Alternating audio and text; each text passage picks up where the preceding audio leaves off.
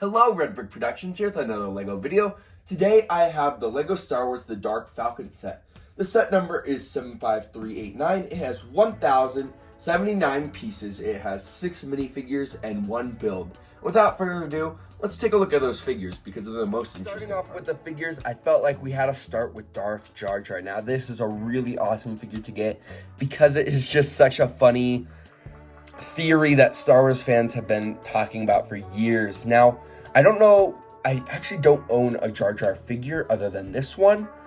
So I don't know what is different about the head printing. I think just the yellow eyes is different, which is super cool. Maybe it's not, but you do have a new torso print, which looks really, really good.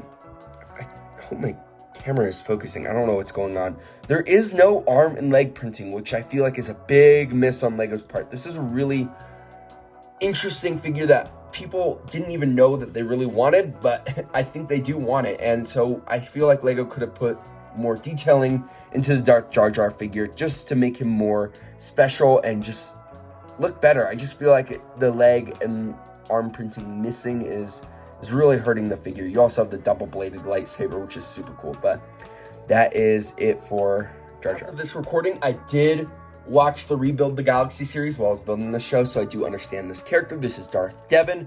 Very cool character to get, and I love the printing. See, look at this. The leg printing looks really good. The torso printing also looks very good. You have one arm that is printed, not the other. I don't know if it needed the other printing. The back torso printing is pretty plain, but it doesn't really need to be. You do have the cape there, and you do have an alternate face print, which is more smiley, which I think works for him.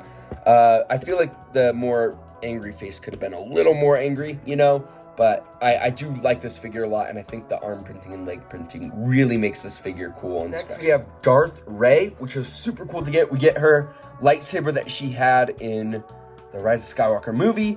The torso print looks really nice, and you do have an alternate face print where she looks a little more angry. I like the hood piece. The back torso printing, again, very subtle, but it's not terrible. The cape is nice. It's the... Ooh. Next, we do have Darth Rey with her double-bladed lightsaber, which she had in the Rise of Skywalker. Super cool to get. The torso printing looks good. The skin tone printing is not the best. It could have been better, unfortunately. The face printing, you have both double-sided. That looks pretty good.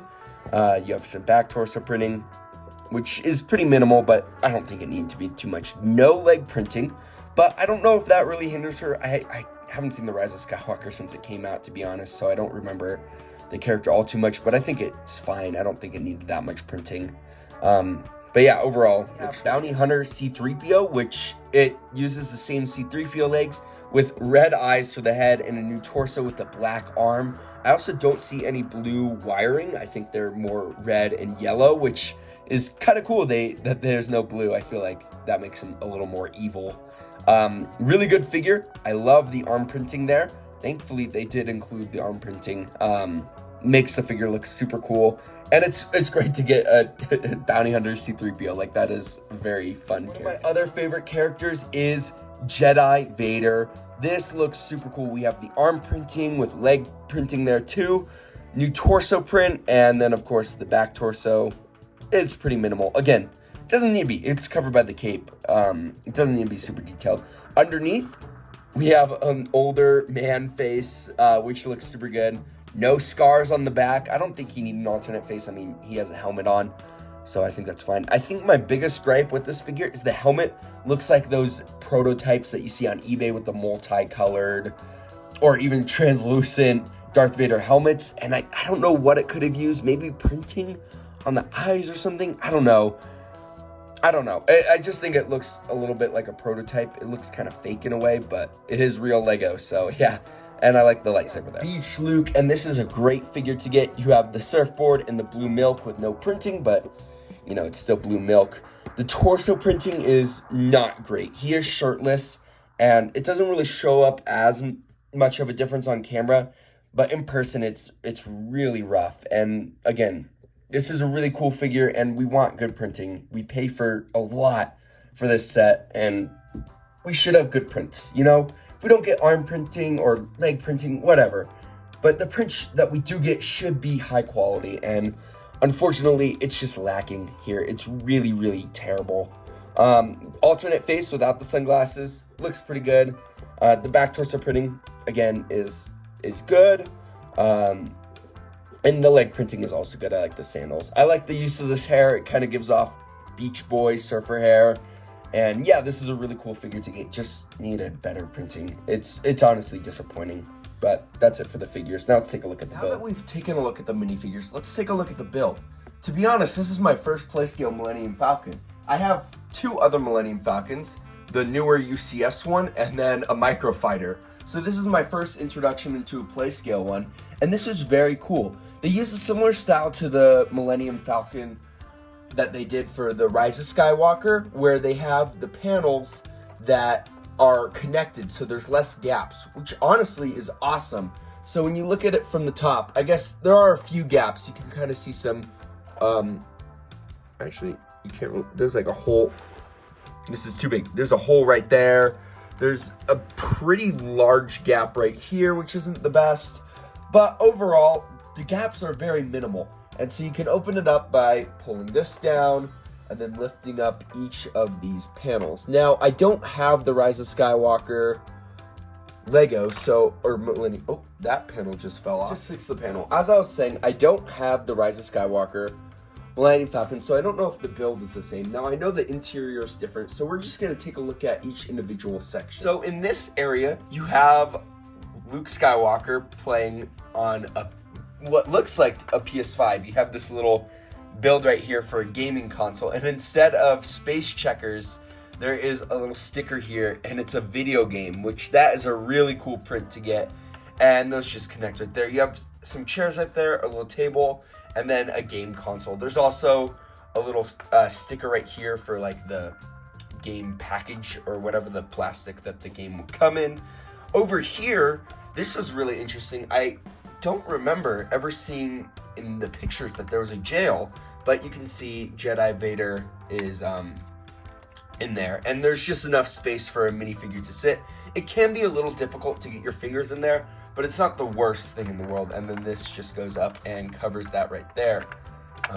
Oh, I don't know why that didn't stick. You have a little sticker right here, which is like kind of a reactor or the engine. I don't know what this is. Some core, something cool. You can use your imagination there. Over here, we have a lot of these little cylinders. I don't know what those are. I did watch the show, and I don't remember those being in there. Maybe they're like a drink. There's also one in here.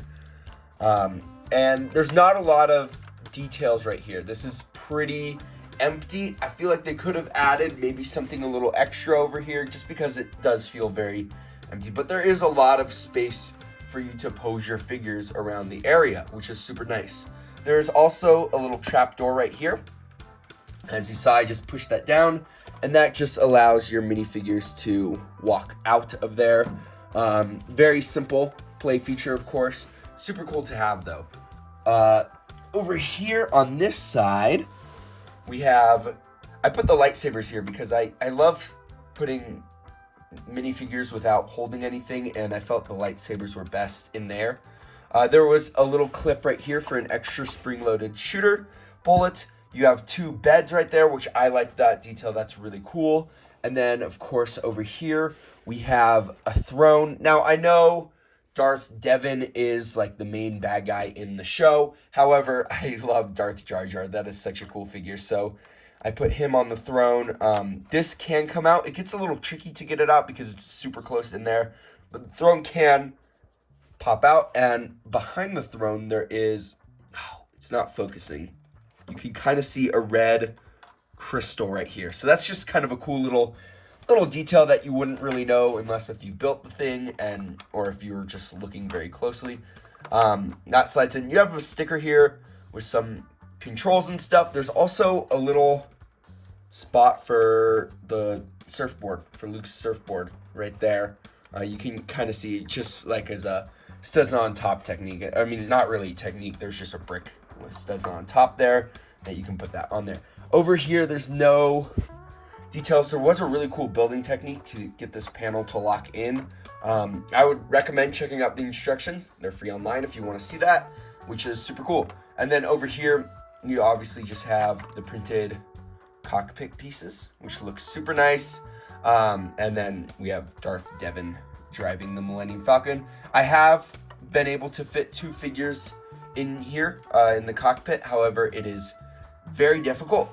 It looks like you can maybe fit 3. I don't think you can, but you can try to fit 2 in there. It gets a little cramped, and the arms are definitely not in the right position for controlling things. They're all over the place. But it is possible, but it does just work with 1, honestly. And I think that is completely fine. Now, the last little detail here is if we lift up this, we have a little insert right here, which has on the Hunter C-3PO, and another figure can sit in there. And these guys man the guns. So there's a little gun right here on a swivel and a little ball joint, so you can move that around. Now, there is a gun underneath.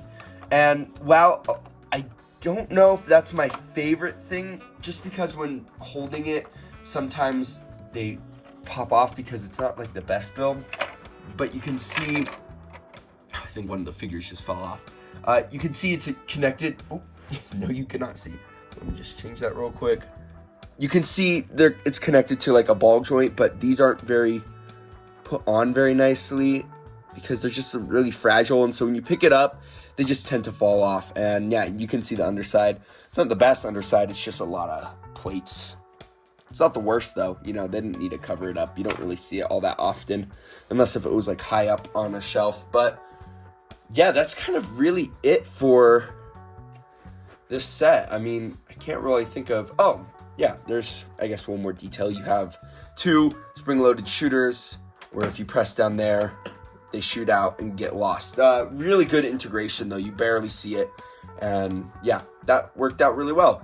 So, oh, I guess I should mention some of the side detailings too, because it's pretty decent. Like around here, I love the back engine with the red there. That looks super good.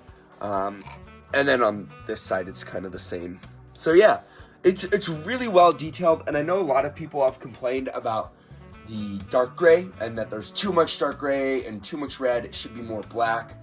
I don't have that much of a bias against it. I think that it was intentional to put the dark gray just to break it up a little bit. And overall, I think the Dark Falcon looks really, really good. So yeah, that's really it for the set. Now let's take a look at the packaging and then my final verdict. So the set is large. It is really large. On the back of the box, it just shows some of the play features, like the little prison cell, how everything opens up, how you can put people in there, gaming stuff, just all the stuff. Looks really good. Yeah, that's it for the box. Chapter book of instructions. Those are very, very thick. Obviously tells you how to build the set, and when you get to the end, shows all the little features that you can do. Is there another ad? No, it shows the set all built up. There's an ad for all the Rebuild the Galaxy sets. I did do a review of Jedi Bob's Starfighter. Awesome set. Piece count, and then the win. So yeah, that's it for the instructions. Back here, there was a ton of stickers. Now, a lot of these stickers felt like they could have been prints, such as these little discs, but some of them made sense. I mean, I'm not the biggest hater on stickers. I think stickers are fine, but these ones, like the circular ones, I just feel like they would be better off as prints because they're just repeated a ton. So yeah, that's it for that. Leftover pieces, there aren't many interesting ones. I guess there's a few accessories like a ski pole, some binoculars. I think what is really interesting is this set doesn't come with a cornerstone, which is in the show, but the PS5 does use this, which is technically a cornerstone piece. So this little extra piece can be a cornerstone, which I'm going to actually use that as a cornerstone. You also get an extra little diamond right there. Few studs here and there. I don't think there's any little printed tiles. Can't really remember, but yeah, this is the extra pieces.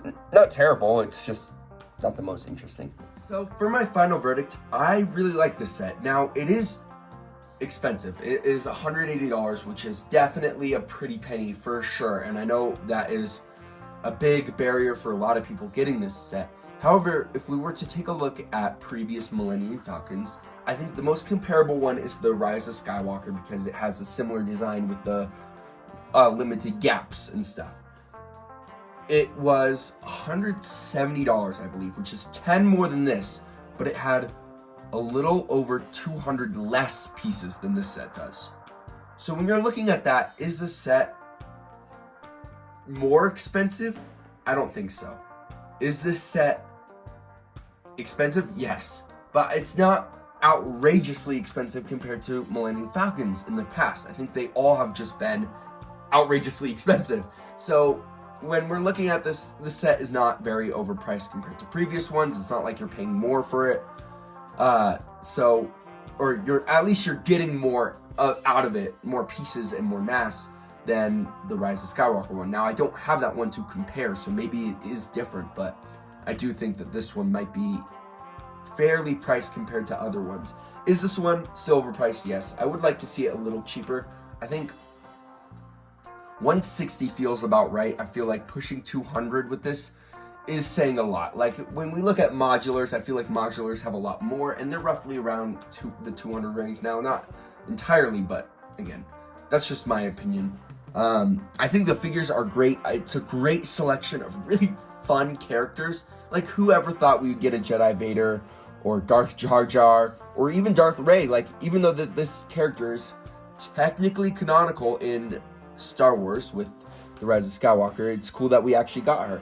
Now, there are some issues with the figures, like Luke needed better torso printing, Jar Jar needed just more printing, I feel like, since this is such a desired character. I feel like arm printing and leg printing would go a long way. And I think Jedi Vader, I keep saying Darth Vader, needed something more on the helmet, because it just looks like a little bit too much like a prototype. Like the images you see on eBay of like prototype helmets and stuff like that.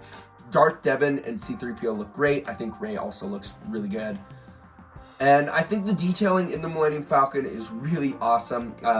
There is a little bit of a lack of detailing in there. Like, maybe they could have added something, but it's also nice to have room for your figures to walk around and actually use the space. So I think that is really good in here. And yeah, I mean, I don't really have much else to say other than what I've already said in the review. The gap problem is so good. I mean, I had to look at other Millennium Falcons to compare it to this, and I just forget how bad the gap problem was back in the day. If you look at the photos, it was pretty atrocious. Legos come a long way with it helps with new elements. Like, obviously they didn't have those pieces back in the day, so it helps with new elements, but a lot of it is just better designing and some really cool building techniques. So really, I gotta applaud the builders. Now, there are two things that I forgot to mention in the review. This satellite, it's the Death Star satellite, super cool, and it's also very fun to swoosh around. The best places I found to hold it are right here, and then you just kind of pick it up and fly it around. Now, this set was much bigger than I was expecting to, so I think that helps with it. Great set overall. I really do like it. So that's it for this review. If you like this video, please consider liking and subscribing, and I'd like to hear your guys' thoughts about the set in the comments below. Thank you guys so much for watching. I'll see you in my next video. Peace out. Bye.